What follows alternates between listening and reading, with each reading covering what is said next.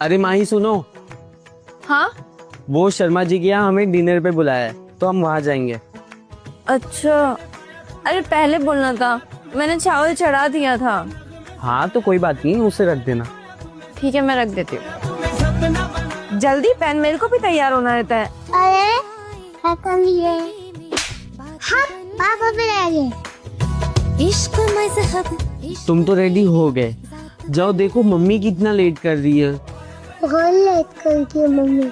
जाओ देखो।